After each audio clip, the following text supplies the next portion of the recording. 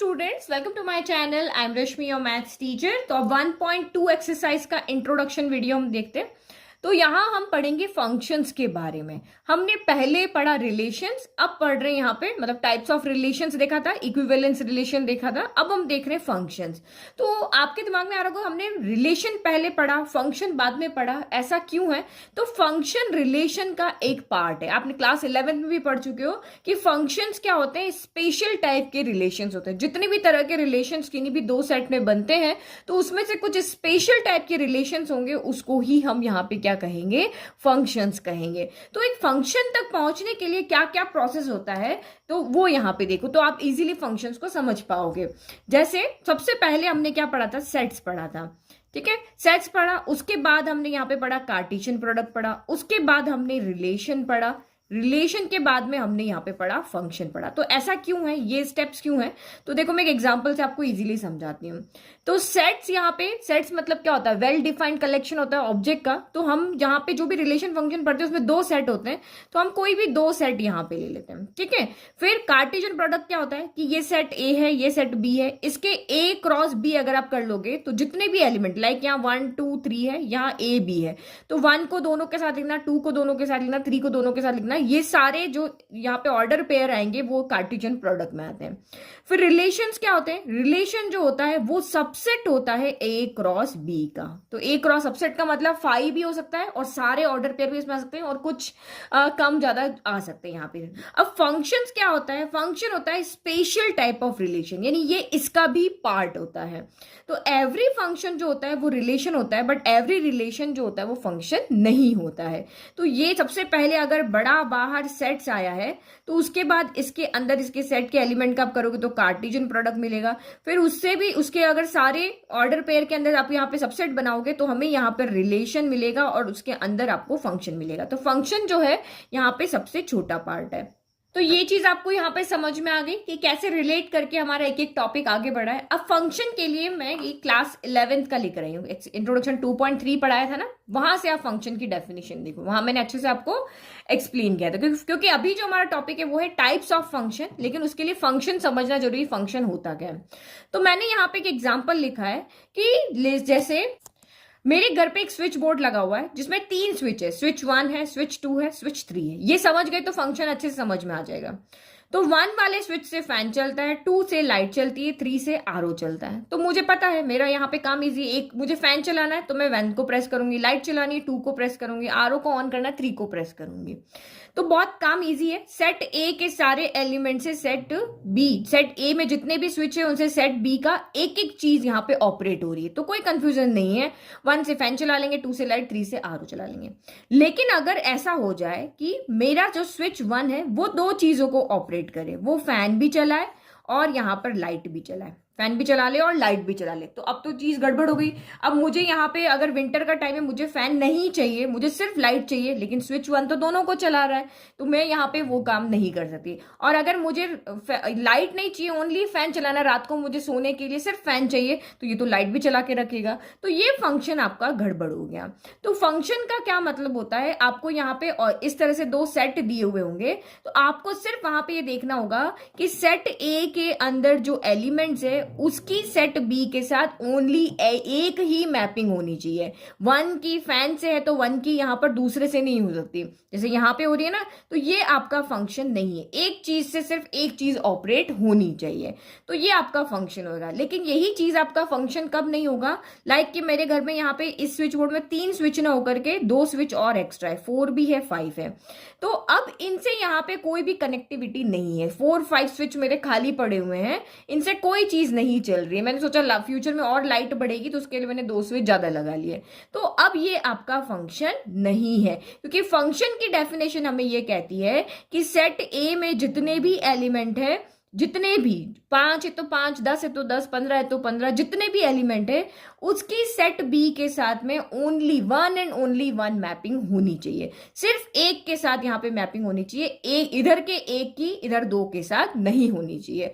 तो देखो real life का एग्जांपल दूंगी ना तो आपको इजीली समझ में आ जाएगा। तो पहले डेफिनेशन देख लो, a relation f from set A to set B is said to be a function. का फंक्शन होगा if every element of set A के जितने भी एलिमेंट एलिमेंट है उसकी one and only one image होनी चाहिए। इधर वाले से हमारी क्या होती है, इमेज होती है।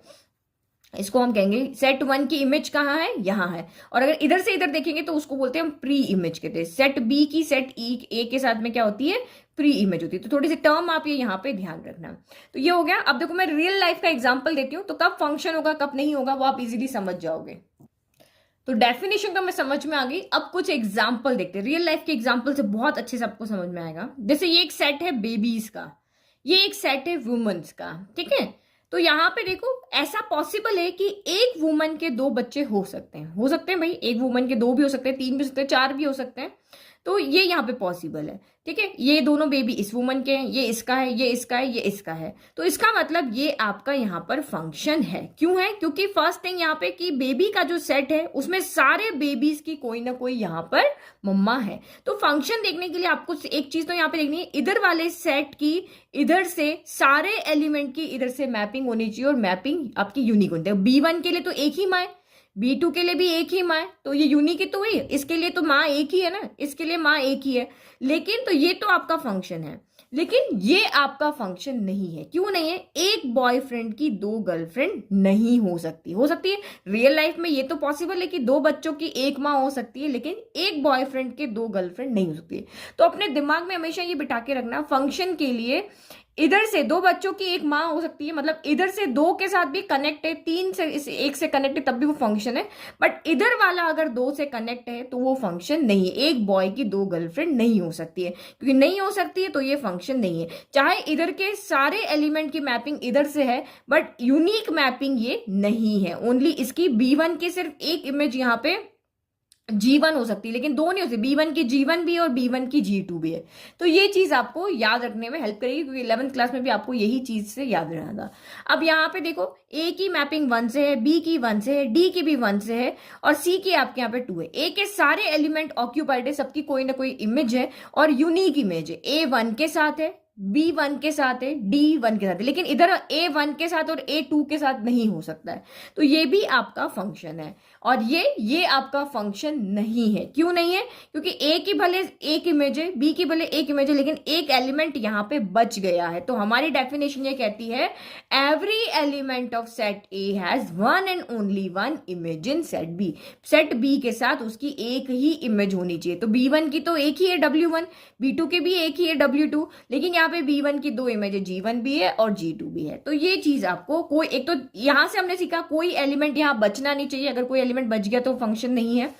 जितने भी एलिमेंट है उनकी सेट बी के साथ में यूनिक मैपिंग होनी चाहिए। तो है भाई यूनिक मैपिंग है। इस बच्चे के लिए तो ये माँ अकेली है ना, इसके लिए अकेली है, तो यही आपका पेयर है। तो ये है, इधर के एलिमेंट की कभी भी इधर से दो की मैपिंग नहीं होनी चाहिए। तो ये डेफिनेशन को आप एक और तरीके से याद रख सकते हो।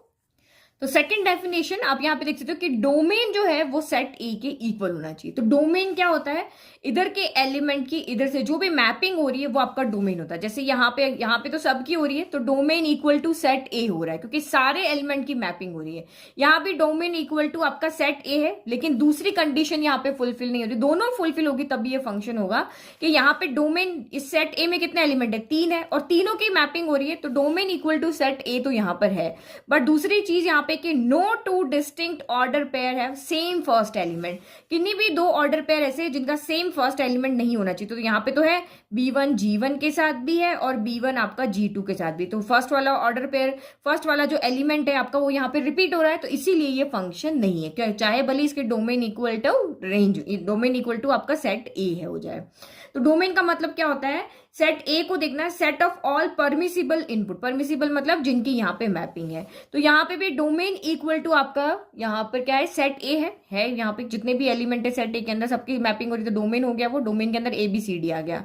और कोई भी ऐसे दो एलिमेंट नहीं है जिनका अगर हम यहाँ ऑर्डर पेयर लिखते हैं तो A,1 आएगा, फिर B, आपका 1 आएगा। लेकिन फर्स्ट एलिमेंट थोड़ी ना रिपीट हो रहा है, सेकंड हो सकता है। इसने यही कहा no two distinct order pair have same first element. तो ये आपका यहाँ पर है, और ये आपका यहाँ पर क्योंकि डोमेन सेट ए के इक्वल नहीं है, क्योंकि डोमेन आपका यहाँ पर डोमेन में सिर्फ दो एलिमेंट आ रहे हैं A, B, क्योंकि इसी की मैपिंग हो रही है। ये डोमेन में आपका यहाँ पर क्या दो एलिमेंट आ रहे हैं, डोमेन में आपका सिर्फ आ रहा है A, B। लेकिन सेट ए की अगर हम बात करें तो सेट ए में 3 एलिमेंट है, A, B है, B है, C पे। तो domain equal to set A हो ही नहीं रहा, ये नहीं है तो कोई ये दोनों में से एक भी नहीं है तो वो फंक्शन आपका नहीं है। तो ये चीजें आप यहाँ पे याद रखना। डोमेन क्या होता है, सेट ए के ऑल परमिसिबल इनपुट, और आपका यहाँ पर रेंज क्या होता है, सेट बी के परमिसिबल आउटपुट। परमिसिबल आउटपुट मतलब जिन इसकी यहाँ पे मैपिंग हो रही, जैसे यहाँ पे W1 W3 W4 की मैपिंग हो रही ना, तो ये आपके रेंज में आएंगे। और को डोमेन क्या होता है, तो सेट बी के टोटल एलिमेंट, सेट बी के जितने भी एलिमेंट है वो आपके यहाँ पर क्या कहलाते हैं, को डोमेन। ठीक है, तो ये भी हमने डेफिनेशन देखा था, ये भी हमने क्लास 11th में आपको दिखाया था कि ये इस तरह से, ये आपका डोमेन हो गया, ये आपका यहाँ पर क्या हो गया, रेंज हो गया। डोमेन में सिर्फ 2 आएगा, रेंज में ओनली 4 आएगा, लेकिन को डोमेन में 3,4 दोनों आएंगे। ये देखो, डोमेन में 2 है, रेंज में 4 है, को डोमेन में 3,4 है। सेट बी के सारे एलिमेंट आते हैं को डोमेन में। रेंज डोमेन में वो आता है जिसकी ए से मैपिंग है, और रेंज में वो आता है जिसके साथ मैपिंग है।